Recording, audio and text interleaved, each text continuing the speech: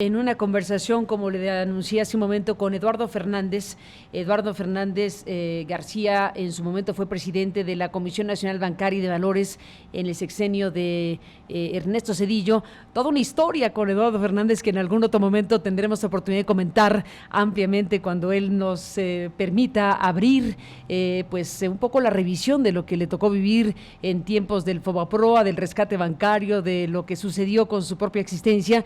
Pero bueno, al paso del tiempo y en esta nueva condición nos compartió en una comunicación que sostuvimos vía WhatsApp una serie de reflexiones y de señalamientos, no de señalamientos, sino de planteamientos precisamente sobre el COVID-19 y su preocupación, que debe ser la preocupación de todos nosotros, por los efectos económicos de lo que estamos viendo. Así que te aprecio, doctor Eduardo Fernández, gracias por estar aquí esta mañana para hablar precisamente de esta serie de ideas que estás planteando, de este conjunto de temas relacionados a un país como México. Bienvenido a este espacio, buenos días y pues te escuchamos. ¿Cómo estás? Bien, bien, Carmen. Muchas gracias a ti y a tu auditorio. Aclaro primero que no soy doctor, porque además, como vamos a platicar un poco del coronavirus y lo que yo pienso acerca de las medidas que se están adoptando en distintos países y que vemos que se empiezan a adoptar en México, pues quiero aclarar que no soy doctor, soy abogado de profesión y bueno, me he dedicado principalmente en mi vida a la parte de las finanzas. Me preocupa efectivamente, como comentas, lo que estamos viviendo a nivel global. Sale sobrando mencionar la zozobra que está padeciendo prácticamente toda la humanidad en el mundo desarrollado y en algunas partes ya del mundo en vías de desarrollo por motivo de esta pandemia. Sin embargo, a mí me gustaría hacer algunas observaciones de por qué no podemos importar a ciegas las medidas que están adoptándose en países desarrollados. Cuando vemos los aislamientos a los que están sujetos en los países desarrollados y el distanciamiento social que están aplicando, pues nos damos cuenta que las condiciones en que viven en esos países la mayoría de sus habitantes no tienen nada que ver con las condiciones en las que viven los mexicanos. De hecho, el mismo Bill Gates ya lo dijo, que el distanciamiento social en los países como el nuestro no funciona. ¿Por qué? Pues porque simple y sencillamente en los hogares de la inmensa mayoría de los mexicanos, que son de muy pocos metros cuadrados, convive toda la familia. Y esa es una realidad. Ahora que mandamos a los niños y jóvenes a sus casas, de hecho, lo que estamos haciendo es juntar a esos jóvenes y niños con la gente mayor, la más vulnerable, y también los estamos juntando con los inmunodeprimidos y obesos, diabéticos que abundan en nuestro país. Sin embargo, si uno hace una observación, verá el número de casos de muertes en México sigue siendo muy, muy menor, anecdótico prácticamente, a nivel de un país, 2 personas. Cuando ya las cifras oficiales de contagio nos hablan de 316 casos. La inmensa mayoría piensa que son muchos más. Yo me incluyo entre ellos porque sabemos que todos los países están realmente rebasados en las pruebas para poder determinar si una persona está infectada o no. Pero eso también nos está diciendo otras cosas, ¿no? Que probablemente tengan que ver con una buena noticia para los mexicanos, ¿no? Que probablemente el clima y las condiciones en las que hemos vivido una inmensa mayoría de los mexicanos durante muchísimos años han generado sistemas inmunológicos en las personas más fuertes. Esto me gustaría que los expertos de salud, que en México los hay, lo analicen a fondo, porque no hay una correlación entre seguro el número de infectados con las muertes. Entonces, más que estarnos fijando en los contagios, que seguramente son y seguirán siendo muchos, debemos estar muy atentos de la mortalidad que genera este virus en la población mexicana, antes de estar tomando medidas que a mi juicio son muy poco eficaces en la inmensa mayoría de los mexicanos por las razones como viven. Voy a citar, digamos, un dato concreto. En Italia, por ejemplo, la gente solo bajo ciertos horarios puede salir a comprar sus víveres y guardan una distancia entre ellos. En las zonas populares de México, por decir solamente estas, eso es imposible practicarlo. Simplemente la gente primero tiene que salir a generar los recursos para después comprar los víveres. Nadie tiene, digamos, en esas zonas ahorros que le permitan subsistir por semana yendo a comprar víveres. Mira, más de 60 millones de mexicanos viven en la informalidad. Y yo me imagino que no menos de 80 millones viven al día. Entonces, si no están bancarizados, no hay seguros de desempleo, no tenemos ahorros, acceso fácil a crédito, la mayoría de los mexicanos, pues es imposible en esas condiciones aplicar las medidas que están aplicando los países desarrollados. Con esto no quiere decir que yo esté en contra de que cierto tipo de actos masivos y otro tipo de medidas que se han tomado para aplanar la curva de contagio, pues no sea correcta. Seguramente es correcta. Pero no vayamos a tomar medidas más allá de eso sin analizar muy bien la relación entre mortalidad y contagios. Porque si esta sigue siendo tan baja como ahora, quiere decir que en México se estaría dando lo que empezaron a intentar los ingleses, que es la inmunidad colectiva, y que tuvieron que hacerse para atrás porque en las latitudes donde viven ellos el virus es más peligroso de lo que aparentemente hasta ahora nos indica que es en nuestro país. Ojalá y la gente, digamos, que estudia estas materias a fondo, los infectólogos y la gente, estén de verdad muy pendientes explicándonos por qué la baja mortalidad, porque eso no tiene que ver con ninguna estrategia de salud, ni la fase 1, ni la fase 2, ni la fase 3. Eso es simple y sencillamente porque aquí, por razones, yo me imagino que son las que mencioné, pero puede haber otras, la mortalidad puede y se está mostrando mucho más baja que los países desarrollados. Nada más para terminar, aquí, al igual que en Estados Unidos, empezamos tarde. Simple y sencillamente, el virus empezó a expandir en los Estados Unidos con cierta fuerza desde diciembre. No se tomaron medidas ni en enero ni en febrero. Ya 3 meses completos en donde en nuestro vecino del norte dicen que al no tomar medidas se agravó la crisis.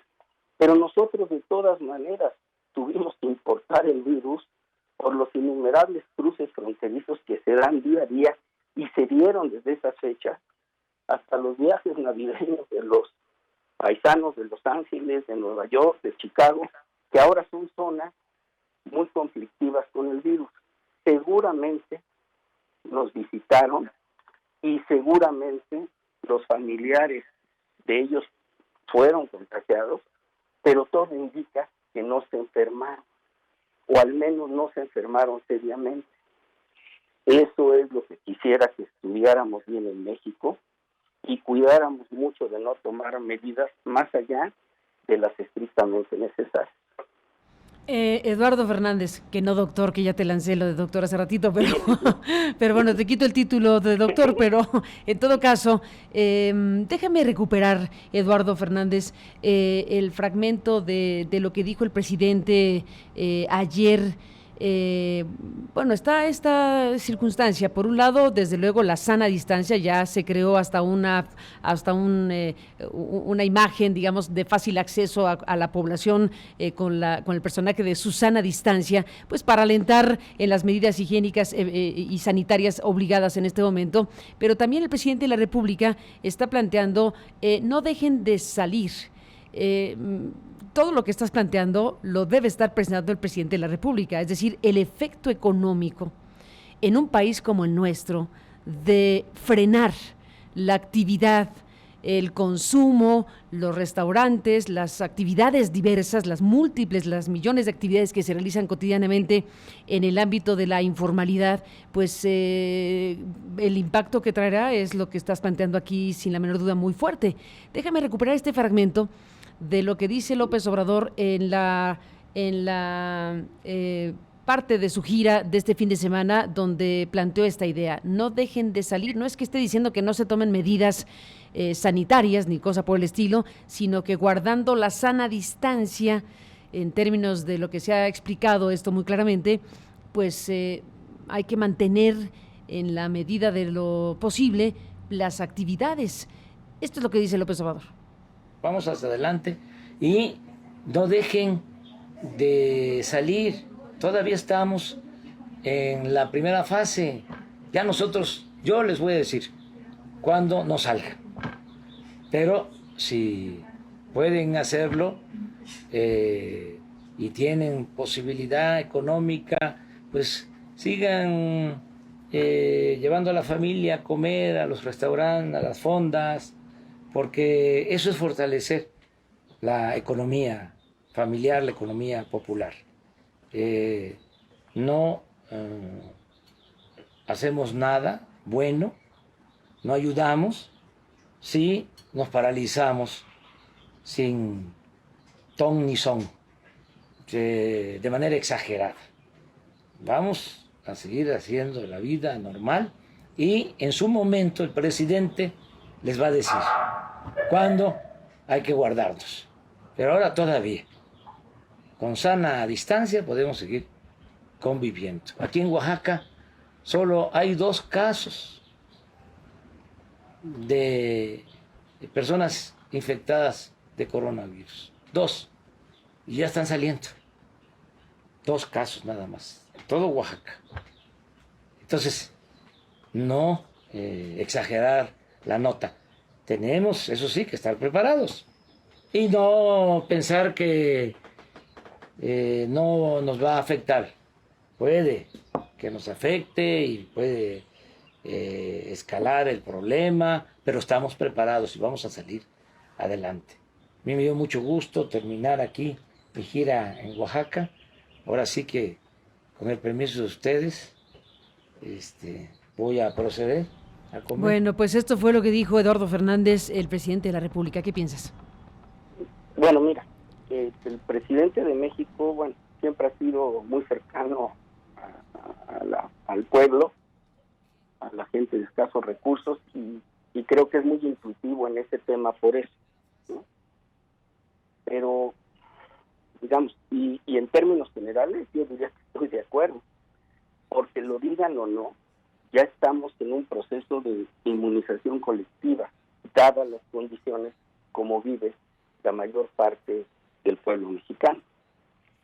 Para darte un dato, en Los Ángeles, que ahorita están en un, digamos, en un lockdown o un cierre, digamos, virtual de la ciudad, donde todo mundo se tiene que quedar en casa, de todas formas, en algunas pocas semanas, no más de 8, el gobernador de California dijo que en el estado de California van a estar ya contagiados el 50% de la población. En Nueva York traen cifras parecidas. Si mal no recuerdo, Angela Merkel mencionó que en Alemania en poco tiempo estarían contagiados, el 70% de los alemanes. En fin, el contagio es inevitable, pero lo relevante para no hacernos no hacernos bolas, como se diría coloquialmente, no es sí es fijarnos en el número de contagiados, pero sobre todo si el contagio enferma, y si enferma seriamente. Esa es la parte medular donde debemos centrar nuestro análisis antes de tomar medidas que terminen causando más daño que lo que se quiere solucionar. El mismo gobierno federal ha dicho, que la causa de la delincuencia, por ejemplo, deriva mucho de la escasez de recursos y de la pobreza en que vive el pueblo. Bueno, pues entonces imagínense si les impedimos generar recursos para subsistir, pues no es difícil imaginarse saqueos y una violencia y actos de esa naturaleza desbordados. Entonces, no debemos adoptar estas, porque entonces ahí puede haber sí una mortalidad mayor que la del virus, ¿no? Entonces tenemos que tener mucho cuidado en lo que hacemos y observar, repito, mucho la tasa de mortalidad que esté generando en nuestro país, por las razones que sean, y que los expertos empiecen a estudiar el tema y nos expliquen por qué hoy día no vemos saturados los hospitales públicos de una pandemia de neumonía. Yo lo atribuyo al clima y a nuestro sistema inmunológico, pero yo no soy médico. Uh-huh. Pero lo que sí es un hecho es que solo van 2 muertos, 316 casos confirmados y que seguramente son muchos más. Entonces, yo sí estoy de acuerdo con el presidente en el sentido de que no tomemos medidas extremas que pueden generar más daños que solución. Pues es el gran tema, Eduardo Fernández García, que se está planteando aquí, que estás planteando aquí, porque al final de cuentas, bueno, pues las características de este país y en todo caso la condición de vulnerabilidad extrema que tenemos en materia de empleo, en materia de informalidad de la economía, que buena parte de ella pues está soportada efectivamente en circunstancias que no protegen a los ciudadanos en caso de que haya un frenón abrupto de las cadenas de suministro, frenón abrupto del proceso económico que de por sí ya venía complicado, ¿no? No, se va a complicar mucho más. Sí, pues eso ya está pintadísimo. Porque para los Estados Unidos eso nos va a impactar fuertísimo en la economía mexicana. Por eso, y eso puede terminar impactando al sector financiero, y por eso puede ser un contagio muy grande. Por eso debemos evitar daños más allá de lo estrictamente necesario, pero observando siempre lo relevante. No el contagio es inevitable. Es si el contagio nos está enfermando a los mexicanos seriamente o nos está matando. Hasta hoy los números no dicen nada. Pues está también esta parte que tú mencionaste hace ratito respecto al tema del clima. Bueno, ni tú ni yo somos expertos, desde luego, pero en esta parte que mencionas, sí hay algunas informaciones en relación al hemisferio, digámoslo así, a la zona más fría del mundo y a la zona menos fría del mundo y la tasa de mortalidad. Eso es un dato que está ahí también puesto a la mesa. Por supuesto, y también debe tomarse en cuenta. No es lo mismo, como ya hay muchos estudios que han salido alrededor del tema actual, de que arriba de la latitud 22 grados, o sea, los países que viven más al norte, porque tienen en el invierno climas mucho más fríos, y ahí los virus que causan enfermedades respiratorias son mucho más agresivos que cuando se vive en otro tipo de latitudes, como es el caso de la gran mayoría de los mexicanos. Ni más ni menos. Pues Eduardo Fernández, te aprecio que hayas compartido esta serie de datos y de reflexiones sobre el momento que vive México y el mundo en estos tiempos de COVID-19. Seguiremos en contacto si me lo permites. Gracias por estar aquí esta mañana. Gracias a ti, Carmen, y a tu auditorio. Igualmente, gracias a Eduardo Fernández García, expresidente de la Comisión Bancaria y de Valores, que bueno, pues nos permitió transmitir lo que nos había comentado en un mensaje pues personal, pero bueno, le propusimos que lo comentara abiertamente al público, pues porque es una reflexión necesaria. Evidentemente estamos en un momento complejo, hay una gran presión a nivel nacional sobre la velocidad de actuación del gobierno mexicano. Están las opiniones de expertos como los que escuchamos, como los que leímos en El País de la Organización Mundial de la Salud. Están voces críticas como las de Denise y Sergio. Están análisis como los de Lorenzo Meyer, que está planteando que bueno, pues hay que tomar en cuenta lo que están planteando los expertos de la OMS. Hay referencias que colocan el tema de la economía y de los impactos en la economía en nuestro país en momentos como este, si se frena los procesos productivos, los procesos económicos. Es un momento sumamente delicado, polarizante en términos de opinión. Sabemos que hay opiniones totalmente extremas. Hemos presentado aquí pues puntos de vista totalmente encontrados, con ganas de sumar en términos de un debate público las diferentes opiniones y perspectivas que se están dando respecto a lo que vive México en estos momentos. Por eso me pareció importante escuchar a Eduardo Fernández con esto que usted acaba de escuchar en estos momentos en el programa.